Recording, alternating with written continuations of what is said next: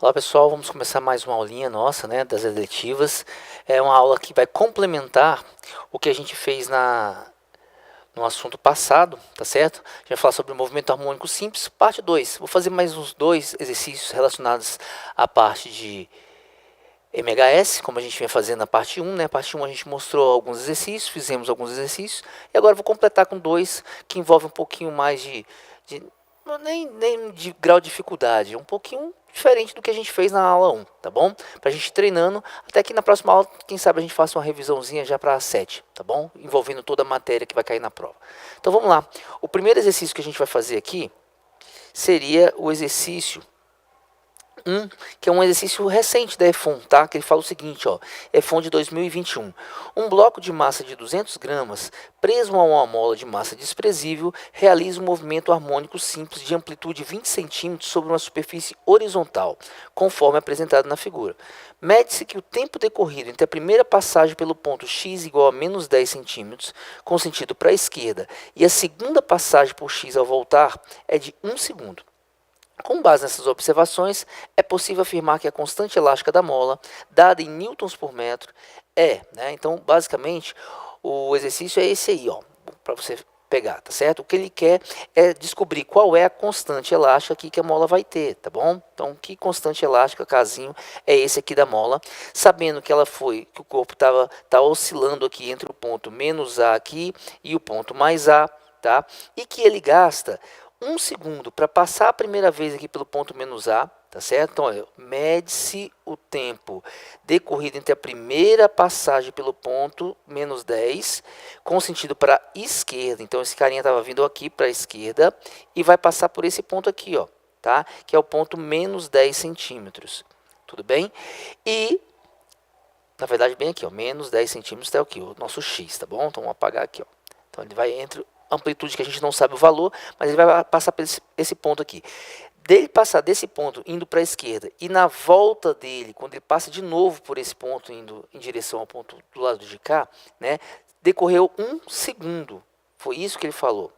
Sabendo disso, tem como você me dizer qual é a constante elástica dessa mola, né? Então, como é que a gente vai fazer o exercício? Basicamente, o que a gente vai fazer aqui, gente, é o seguinte: você vai tentar reproduzir primeiro, descobrir quanto tempo esse cara gasta para estar aqui. Já que ele está vindo nessa direção aqui, né, da direita para a esquerda, ele não falou exatamente de onde que ele saiu, mas a gente pode pensar o seguinte: vamos pensar que no instante t igual a 0, tá, ele estivesse aqui, ó, nessa posição de cá. Tudo bem? Então, nosso início seria isso aqui, ó. Se esse aqui for a nossa posição inicial, vamos descobrir em que instante ele estaria passando a primeira vez aqui e depois descobrir em que instante ele passa pela segunda vez, sabendo que a diferença entre esses dois instantes é igual a 1. Com isso, a gente vai tentar achar quem é a nossa constante elástica da mola, porque eu vou descobrir através disso quem é o nosso ômega. O ômega, ele traz essa constante elástica assim, ó, é a raiz quadrada de K sobre M. Então, se eu sei o K e eu sei a massa, que é 200 gramas, né, se eu sei o ômega, desculpa, e eu sei a massa, eu descubro quem é o K. Então, a ideia é tentar, usando essa expressão aqui, achar quem é o K. Para isso, você precisa da massa, já temos, e faltaria o ômega, que eu vou conseguir exatamente pela pulsação do movimento. O que eu vou fazer? Eu vou tentar descobrir, pelas informações que ele me deu, quem seria esse ômegazinho aqui. Como é que a gente faz isso, né? Então, olha só, como você está querendo saber em que instante esse cara está passando por tal posição, existe uma formulazinha que relaciona a posição, né, de um MHS no sistema massa-mola com o tempo, com o instante de tempo. Tá? Qual é a fórmula geral? A fórmula geral, e essa você tem que memorizar, é que o x de t é A cosseno de ômega t mais φ0. O que a gente vai fazer? Tentar substituir os valores aí para o nosso exercício aqui, tá? Entender como é que isso aí funcionaria no nosso exercício. Então, o que a gente vai tentar pegar? As informações que ele me deu, ó, x de t é igual. Quem é a amplitude do nosso sistema? Ele não falou qual é a amplitude, né? Ah, falou sim, ó, tá aqui, ó, amplitude de 20 centímetros. Se a amplitude é 20 centímetros, vou botar aqui, ó, 20 centímetros. Lembrando que a resposta vai vir em centímetros, tá bom? Vamos lá. Cosseno de ômega t, que é o que eu estou querendo saber, é exatamente esse ômegazinho aqui, tá? Mais o φ0. O φ0 é o ângulo inicial, né? Em que posição esse cara foi abandonado. Como eu estou dizendo que o nosso início seria aqui, ó, em cima do mais A, tá? Esse cara aqui corresponde a um φ0 igual a zero. O que é o φ0 igual a zero? Seria o ângulo inicial. É mais ou menos o seguinte, gente. Você vai imaginar que esse movimento de vai e vem desse camaradinho aqui ao longo do eixo X, ó, que a gente está tendo aqui, né? Ele ocorre porque ele é a sombra de um MCU que está aqui em cima. Eu vou representar aqui mais ou menos assim, meio esquisitinho. Imagina uma circunferência aqui, onde você tem uma bolinha, né? E a sombra dessa bolinha aqui é exatamente essas posições que esse cara vai ocupando à medida que essa bolinha vai rodando aqui, ó, fazendo um MCU, né? No sentido anti-horário aqui, com uma velocidadezinha ômega. Tudo bem? Então o que acontece? Se ele sair dessa posição aqui, significa que essa bolinha estaria aqui, ó. Ou seja, aqui o nosso ângulo, que é exatamente esse cara que é medido aqui, ó, em relação onde a gente está, não teria nem começado. Então aqui o nosso zero, o nosso φ seria zero. Se ele tivesse aqui nessa posição, o nosso φ0 seria de 90 graus, tá certo? Que seria esse ângulo aqui, ó. Tá? E se ele saísse daqui, seria 180 graus, ou π radianos. Então, a ideia é que, se eu estou dizendo que eu estou começando aqui, e isso eu estou chutando, para ficar mais fácil no exercício, eu vou usar que nosso φ0 é zero. Isso não altera o resultado do exercício, tá bom? Então, ficaria assim, ó, para a nossa continha. E aí, vou colocar aqui só no slide, tá? Para ficar mais bonitinho e mais fácil de você acompanhar aí, ó. O nosso x de t... O nosso x de t ficaria 20 cosseno de ômega t, tá? Já que o φ0 vai ser zero, vou deixar aqui. Essa equaçãozinha que a gente acabou de achar aqui, ela te dá a posição em qualquer instante, tá? Então, repara, o que você quer? Quer saber em que instante, quem é o t, em que instante, tá? Que ele passa pela primeira vez na posição x igual a menos 10 centímetros. O que eu vou fazer? Eu vou pegar esse x e vou jogar aqui, ó, e tentar descobrir quem é o nosso ômega. Tudo bem? Na verdade, em que instante isso aconteceu, nosso instante T1. Então, eu vou fazer o seguinte. Para x igual a menos 10 centímetros, olha como é que ficaria a nossa formulazinha. Ficaria menos 10 centímetros, tá? É igual a 20 cosseno de ômega t. Tá bom? Onde esse t aqui é o que eu quero descobrir. Que tzinho é esse aqui. Tá bom? Aí vai ficar o seguinte, vou chamar esse t aqui de T1, quando ele passa ali pela primeira vez, é um instante T1, tá?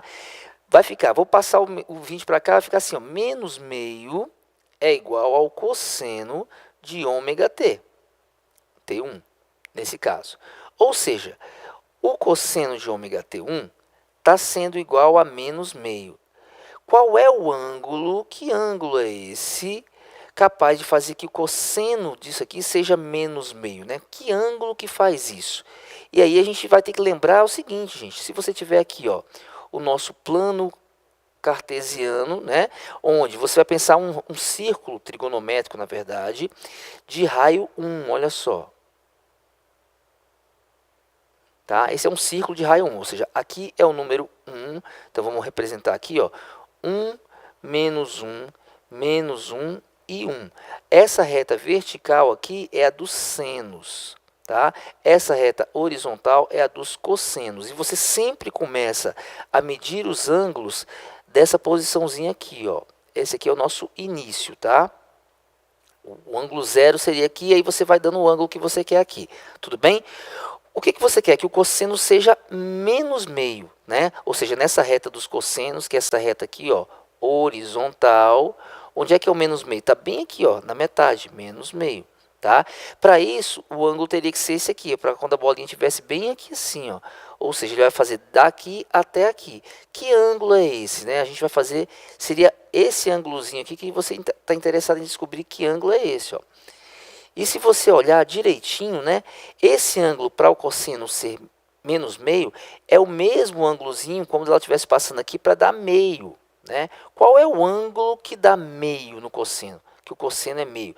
Ele é o ângulo de 60 graus. Tá? Então, isso aqui, na verdade, ó, esse ângulozinho aqui, laranjinha, somente o laranjinha, só essa partezinha aqui, ele vale 60 graus. Ó. Tá? Porque o cosseno dele, cosseno de 60, é meio. Tudo bem? Esse cara aqui, aonde a gente está pegando, tá? Tem que dar menos meio, ou seja, tem que ser esse 60, mais esse restinho aqui, mais esse restinho aqui. E repara, se aqui é 60, aqui também seria 60. Como tudo tem que dar 90, aqui tem que ser 30 graus. Ó. Tudo bem? Então, a resposta vai ser 90 mais 30, 120 graus. Tudo bem? Então, o nosso ângulo que a gente anda aqui, ó, esse cosseno capaz de dar para o cosseno ser menos meio, esse ângulozinho ômega T1 aqui tem que ser igual a 120 graus. Só que a gente não vai escrever isso em graus, tá? A gente vai escrever isso em radianos. Então, como é que a gente vai fazer? Vou dizer o seguinte, que π radianos equivalem a 180 graus. Então, quantos radianos seria equivalente aos 120 que eu estou querendo? Que seria esse 60 mais esse 30, ou seja, esse 90 aqui mais esse 30 graus, para ser o ângulo cujo cosseno dá menos meio, tá bom? Então, vai ficar assim, ó, que o x é 120π dividido por 180.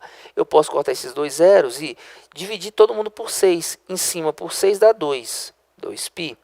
Embaixo por 6 dá 3, então 2π sobre 3. Isso quer dizer o seguinte, que esse ângulozinho que está aqui dentro, 120 graus, tem que dar 2π sobre 3 radianos para que o cosseno disso seja menos meio. Então, eu vou dizer que ômega T1 é igual a 2π sobre 3 radianos, tudo bem? Ou seja, o nosso T1, o instante em que ele passa aqui pela primeira vez, é 2π sobre 3 ômega.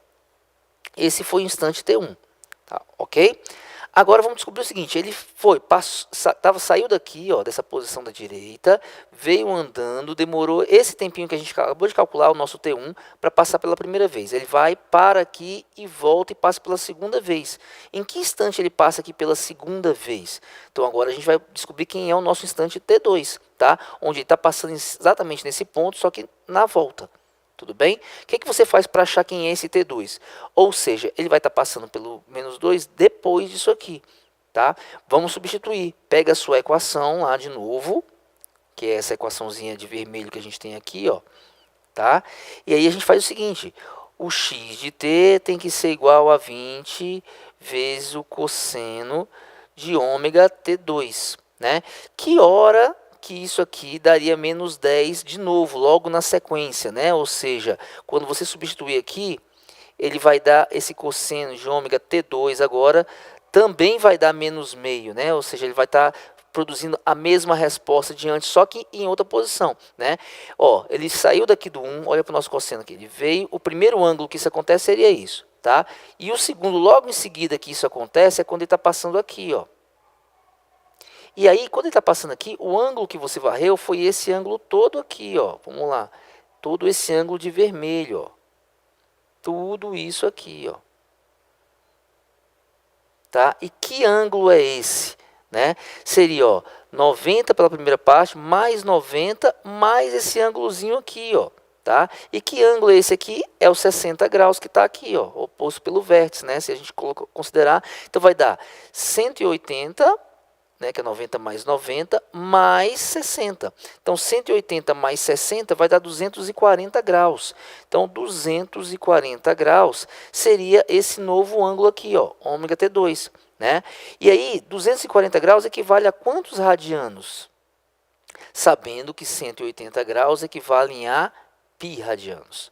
Então, de novo, o nosso x vai ficar assim, 240 π dividido por 180. Corta, corta.